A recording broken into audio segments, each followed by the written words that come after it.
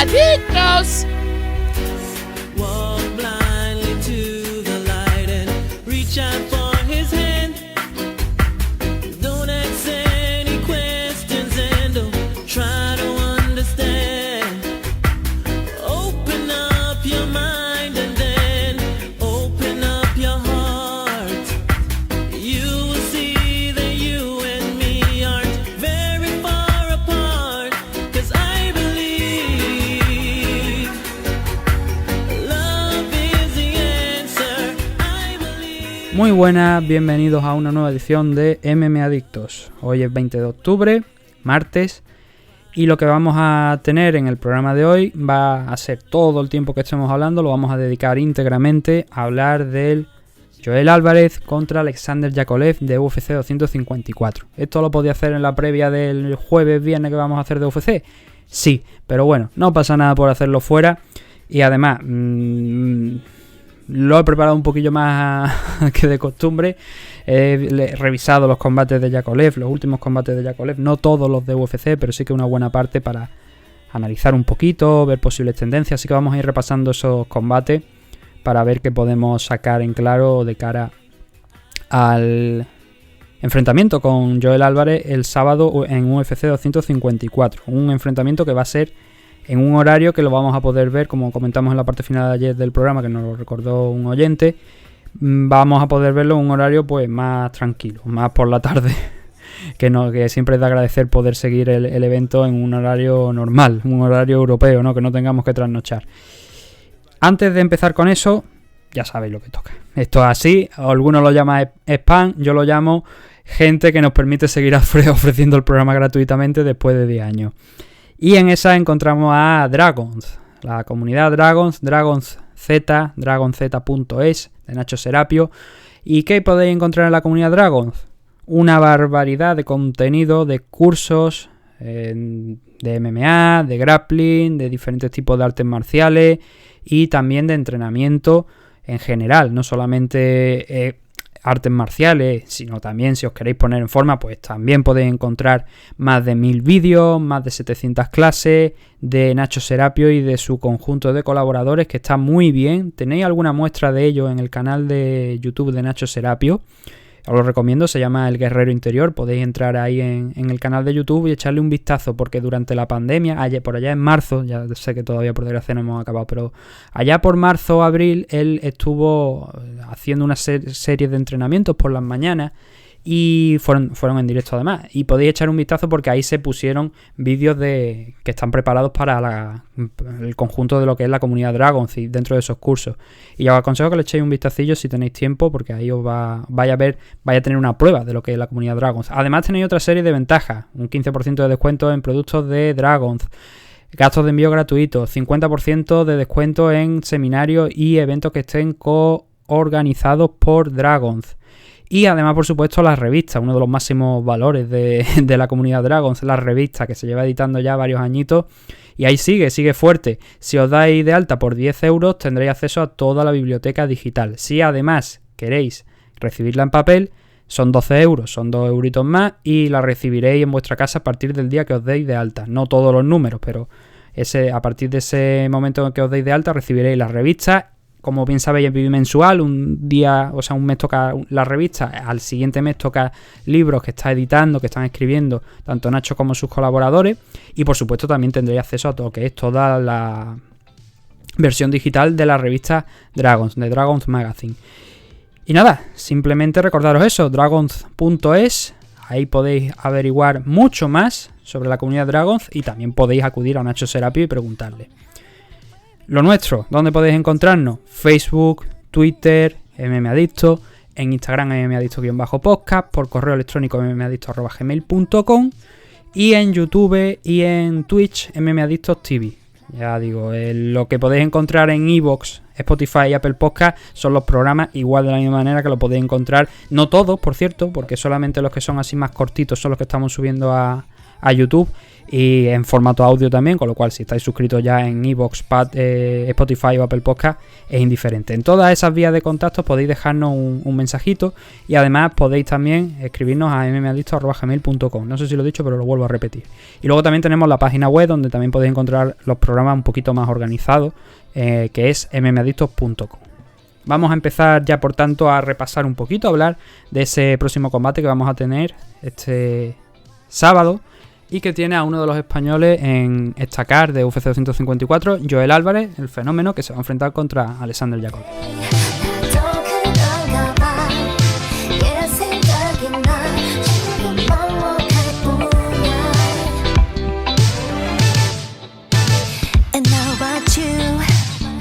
화석처럼 굳어버린 그 시간 사이 지내고 있었던 건지 꽤 궁금해. Este combate, como ya hemos mencionado, está encuadrado dentro del UFC 254, que se va a disputar el sábado, con ese main event entre Khabib Nurmagomedov y Justin Gaethje, que ya tendremos tiempo para hablar en la previa. Y se va a disputar ahí, y va a ser el primero de los combates. El primero de toda la card va a estar ahí.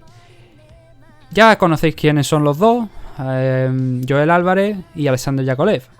Ahora vamos a hablar un poquito especialmente de Alexander Yakovlev. La última parte se la dedicaremos a Joel, pero yo creo que al final a quien tenemos más que conocer y estar más atentos es Alexander Yakovlev, porque es el rival, el que quizá a lo mejor para el público, para vosotros que estéis escuchando, no habéis visto pelear tanto o no tenéis alguna noción de quién puede ser. Bueno, este chico ya tiene 36 años, es ruso.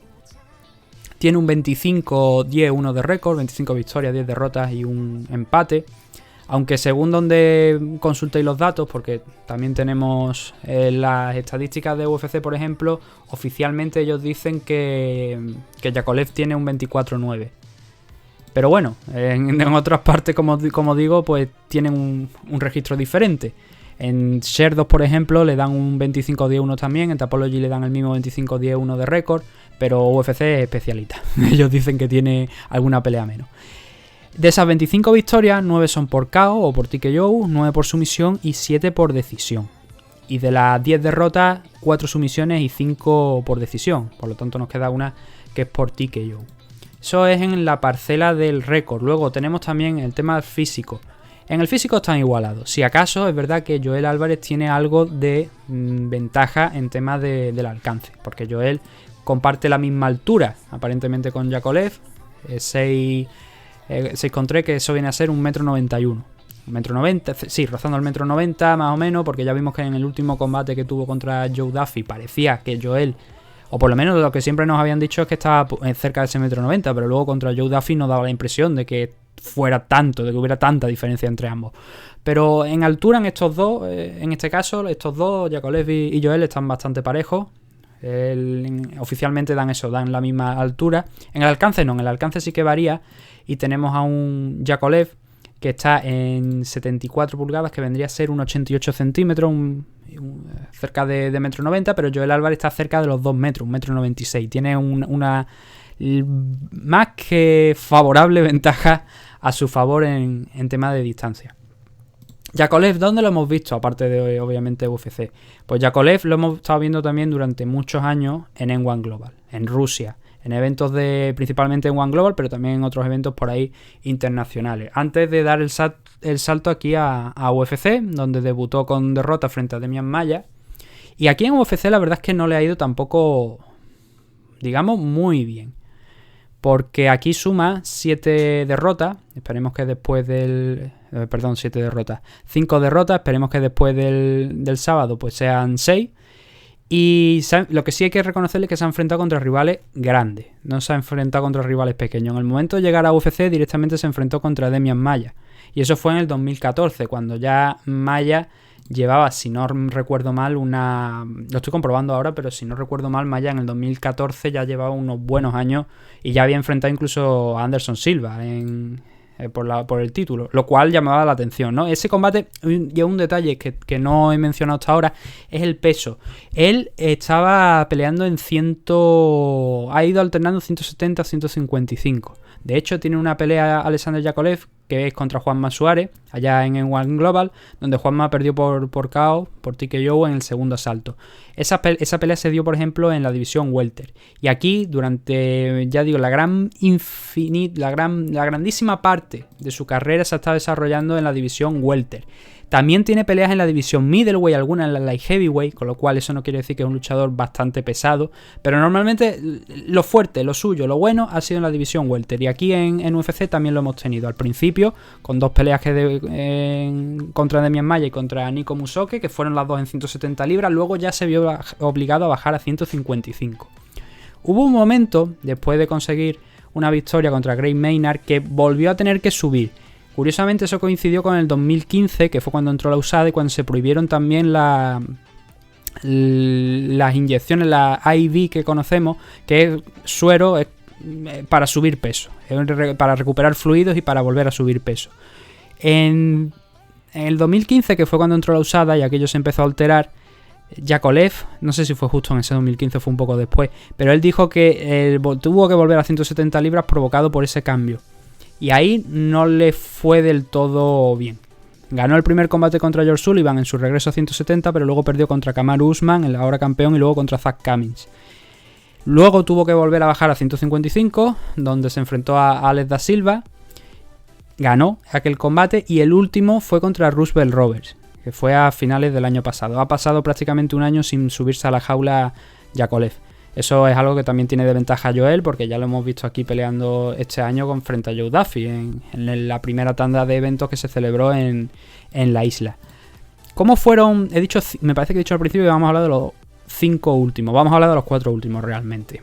Y vamos a ver qué es lo que pasó. Empezando por el de Kamaru Usman. Lo de Kamaru Usman fue una decisión unánime a favor de Kamaru y fue una marcha militar. Este tiene poco que analizar. Algo que sí vemos en estos 4 últimos enfrentamientos es que todos han salido a presionar a Yakolev del inicio. Ninguno le ha querido ceder ni un centímetro. Y dentro de esa presión, digamos que no la ha acabado de llevar muy bien.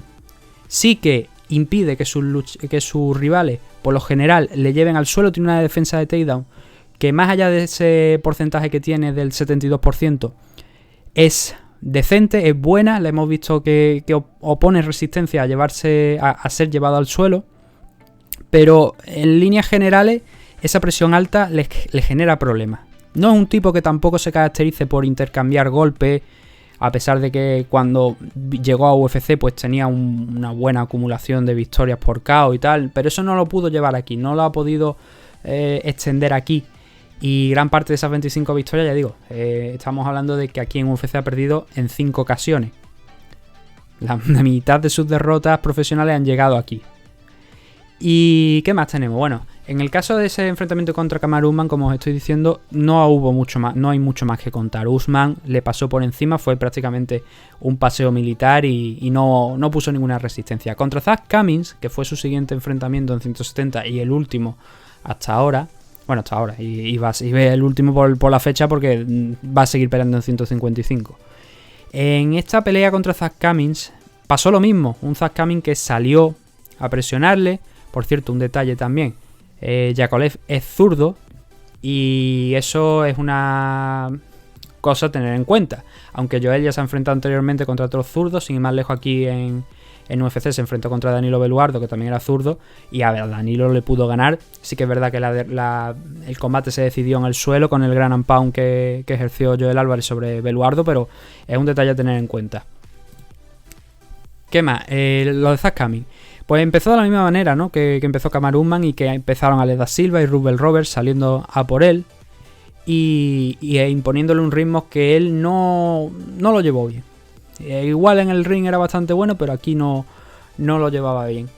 Y en el primer asalto, Yakolev tuvo a mitad del round, tuvo la posibilidad de llevarlo al suelo, de llevar al suelo a Zach Cummins. No así de mantenerlo, sino simplemente hacerle hincar las rodillas. Precisamente aquí, dentro de esos takedowns, es un tipo que es peligroso en el clinch. Y si veis especialmente los últimos 3 combates, veréis por qué lo digo. Cuando llega al clinch, él, si te coge los underhooks o te coge el body lock, te lo cierra y está todavía en ese clinch, es probable que te intente hacer un trip, ponerte la pierna por fuera, desplazarte hacia uno de los laterales y hacer que te tropieces y caer encima tuya. Es algo que se le ha visto en alguno de los últimos combates. Y es uno de los detalles. ¿Eso significa que no tenga más recursos a la hora de ir al derribo? No, tiene más. Puede atacarte los singles, puede tirarse a la cintura para atacar el double leg. Tiene un buen registro, pero sí que es una cosa que me he dado cuenta en los últimos combates que he visto de Yakovlev. Es eso, es el llegar al clinch, pelear por meterte el underhook o por controlar el cuerpo a la cintura, y a partir de ahí, si puedes, si le das la posibilidad, va a intentar echarte hacia los lados, moverte hacia los lados de manera que te ponga el pie por fuera y tropieces y caiga encima. Es uno de los takedowns que le he visto atacar desde el clinch. Y también peligroso a la hora de coger el cuello. Contra Da Silva, es su última victoria, ahí cogió el cuello, pero también es una constante que ha intentado con Rubel Roberts, con Zach Cummings. Él, cuando llegas a pelear en el suelo, si tú te revuelves y tal, él ataca el headlock, ataca el cuello. Es algo a tener también, creo que en cuenta. En la parte del striking tampoco es que se le vea especialmente fuerte, digamos, a Yakovlev. ¿Por qué? Porque estos últimos 4 rivales le han estado presionando. Cerrando el combate de Zach Cummings, Cummings consiguió la sumisión tras un intento fallido, un scramble fallido de Yakovlev. Se le colocó encima. Cogió el Kimura, creo que fue un Kimura, me parece, un Kimura o un armbar. No sé cómo lo dan aquí en... Aquí lo pone como un straight armbar. Sí, bueno, fue una posición cerca del North-South, si no recuerdo mal. No tengo las anotaciones por aquí, pero vaya, hablando de cabeza creo que fue eso, que estaba en el North-South, que es una posición que aquí en UFC no vemos mucho. En la época de Price sí que era más probable, porque además se permitían los rodillazos a la cabeza y ahí de un rival caído, quiero decir, y ahí se podían aplicar, y esa posición la veíamos más allí, pero es una posición que con el tiempo parece que se ha ido perdiendo, por lo menos no se ve tanto. Y Zach Cummings consiguió la victoria por sumisión desde ahí. El siguiente de los enfrentamientos fue contra Ale Da Silva, y es lo que estoy mencionando. En aquel combate consiguió la victoria por una guillotina, por una estrangulación más bien a través del headlock, porque no recuerdo que tirara guardia, aunque aquí, por ejemplo, según los datos que tengo por delante, algunos están dándolo como guillotina. No fue una guillotina, fue un choke, pero no llegó a una estrangulación, pero no llegó totalmente a coger ni guardia, ni a colocarse encima, no fue una guillotina al uso, fue una estrangulación modificada, pero vaya, sí, podemos considerarlo que fue casi una guillotina, pero algo modificada. Y en aquel combate Ale Da Silva lo estuvo haciendo muy bien. Precisamente ese tipo de takedown que he hablado antes, de engancharte en el clinch, en el body lock e intentar patearte por fuera para derribarte, es algo que hizo aquí también con Ale Da Silva.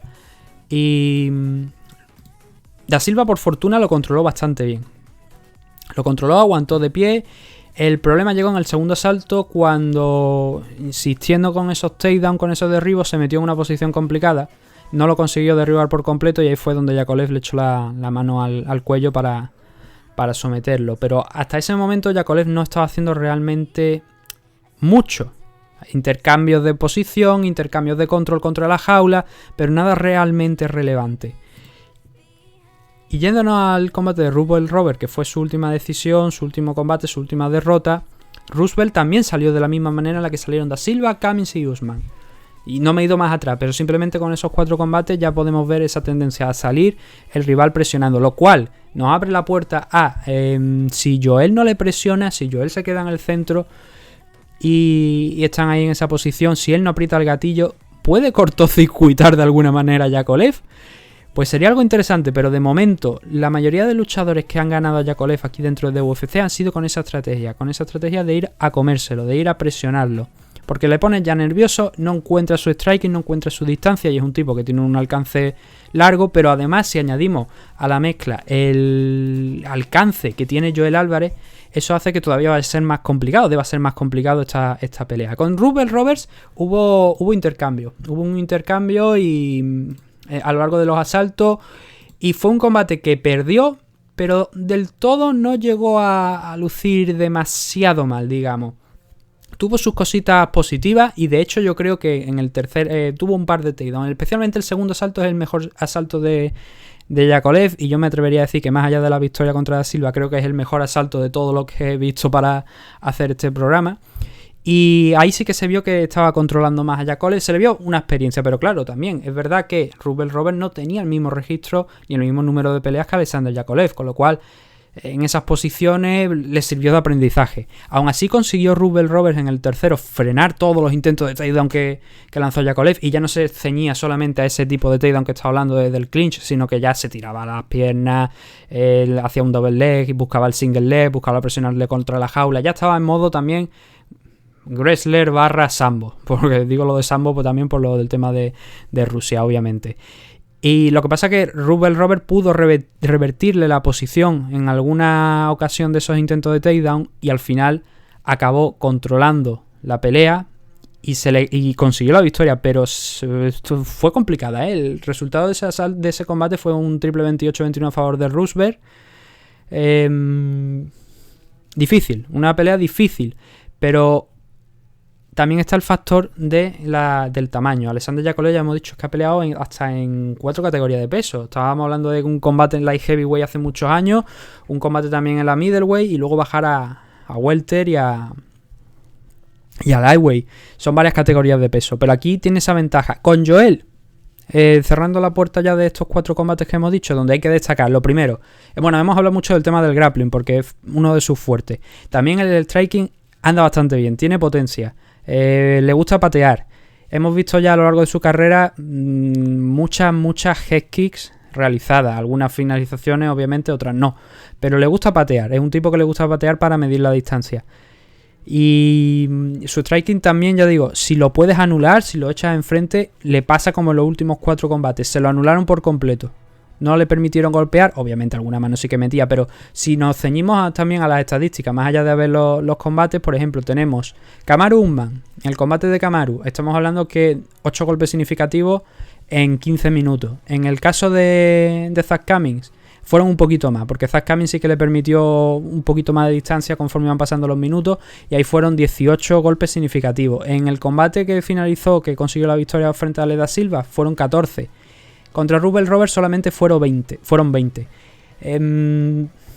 Unos números bastante pobres. Añadimos también una defensa de takedown del 72% y una precisión de takedown de 33%. De promedio le dan 1,56 takedown intentados, o sea, logrados a lo largo de los combates. Es una buena cifra. No es todo lo deseable, pero es una buena cifra. Con un takedown que consigas por asalto, ya con eso te asegura. Lo que pasa es que, claro, también estamos hablando de que ha tenido muchas derrotas. Joel, de momento, no ha tenido que llegar. Ha sido derribado, con lo cual la defensa ya de takedown también es algo que está en el 0%, pero se entiende porque los takedown que han intentado lo han conseguido, con lo cual la defensa es del 0%. Pero sí que es verdad que no hemos visto que él tome la iniciativa de buscar también ahí a ver si puede derribar. El combate de Danilo Beluardo fue un poquito más por reacción, por salirse de la posición en la que estaba en el suelo y un reverso, y a partir de ahí trabajar.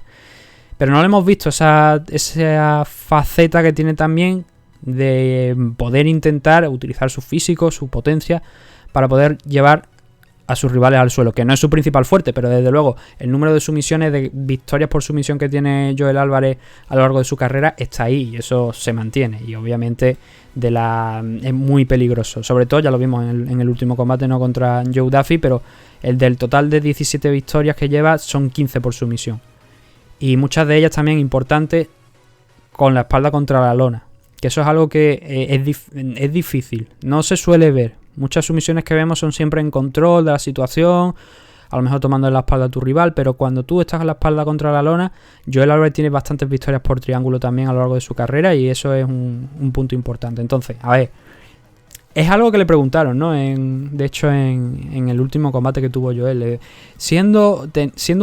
tú mismo te defines como un striker, tienes 15 victorias por sumisión, ¿cómo es eso? Y porque es demasiado bueno. Porque es que es muy bueno Joel. Su faceta principal es el striking, y sin embargo tiene esas 15 victorias por sumisión. Se lo va a poner muy complicado a Yakovlev. Y de hecho, a mí, después de ver estos últimos 4 combates de Yakovlev, a mí no hay nada que me haga pensar que el actual Joel Álvarez, con la evolución que le estamos viendo combate a combate, que se le está viendo mucho más suelto, no hay nada que me haga pensar que Yakovlev puede derrotar a Joel Álvarez. Ahora bien, eso es hablar mucho, porque estamos hablando de MMA. Pero sí que es verdad que se nota, o sea, se le ve. Y de hecho, tenemos que mencionar que Joel Álvarez aquí es favorito.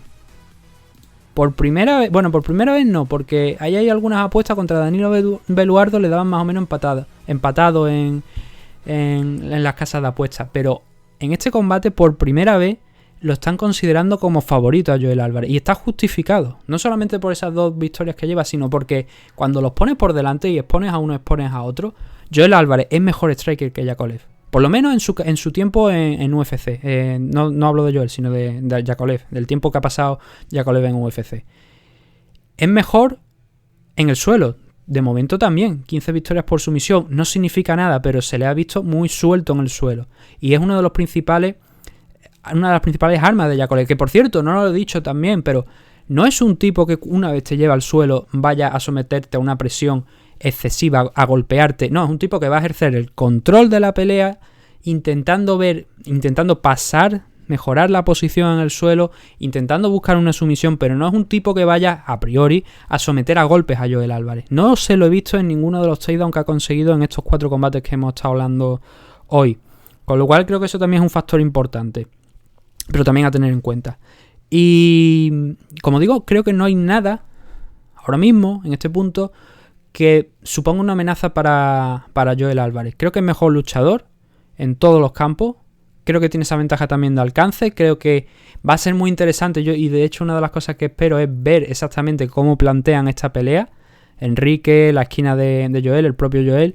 Porque, claro, esos 4 combates que he mencionado, los 4 luchadores, Usman, Alex da Silva, Zach Cummings, Rubel Roberts, salieron a presionarle. ¿Va a presionar Joel a Yakovlev visto lo que se ha visto en los últimos 4 combates o lo va a esperar? Eso es una de las cosas que a mí más me interesa ver de cara al sábado. Ver qué tipo de estrategia plantea.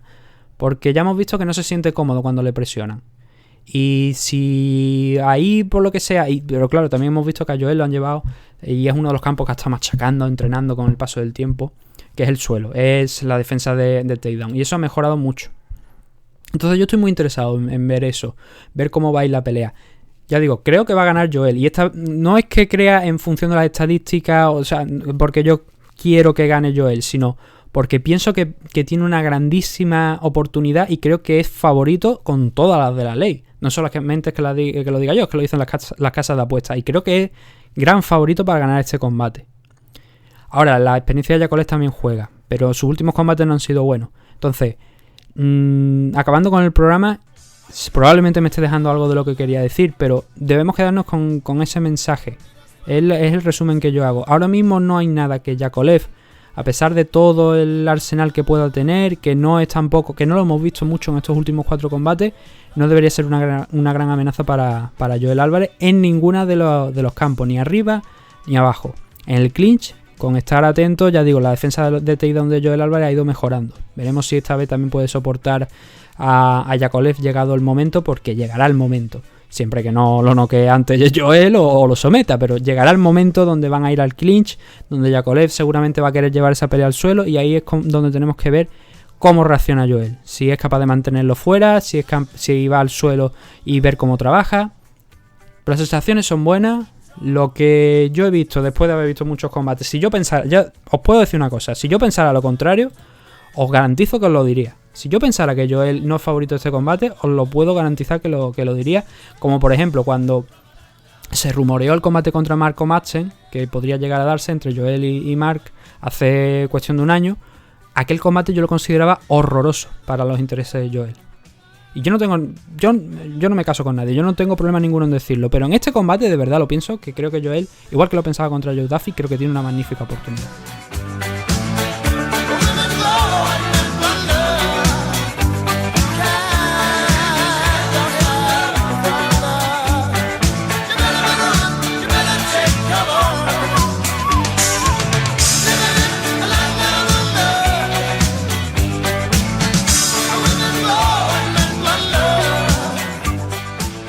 Eso tendremos que verlo el sábado.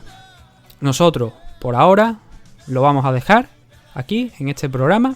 Esperemos que hayáis cogido algunas notas, algunas ideas de las que podéis esperar. Como habéis visto, no hemos analizado a Joel porque yo creo que ya lo hemos analizado suficiente en otras ocasiones como para saber qué podemos esperar de él. Hemos dado un par de anotaciones, pero lo importante era centrarnos en Alexander Yakovlev, en ver lo que podíamos esperar. Espero que se haya entendido los grandes puntos o por dónde puede salir Yakovlev, principalmente con el tema del grappling, pero también tiene varias victorias por KO y eso hay que respetarlo, hay que respetar la potencia y sobre todo también la distancia. Hay que jugar con esa distancia y Joel tiene una ventaja a su favor que espero que al final acabe explotando. Ya digo, espero que se haya entendido todo. A mí solamente me resta daros las gracias por habernos escuchado. Mañana volveremos con otro programa donde tengo una idea de lo que quiero hacer, pero no sé ni cómo lo vais a aceptar. Vamos a trasladarnos unos cuantos años atrás para hablar de un luchador, un evento en concreto, el debut de un luchador en MMA, y hablar de ese evento, ver cómo le fue. No sé si os gustará, pero bueno, yo por lo menos lo voy a hacer. Ya vosotros me daréis vuestra opinión al día siguiente si así o sea, mañana cuando salga, si lo consideráis oportuno. Y también os lo agradeceré, por supuesto, si me lo dais para saber si os gusta ese tipo de programas o no. Nosotros lo dejamos aquí. Y mañana volveremos con más noticias, más eventos, más combate, más de todo, más MMA, más MMA Adicto. Muchas gracias y un saludo a todos.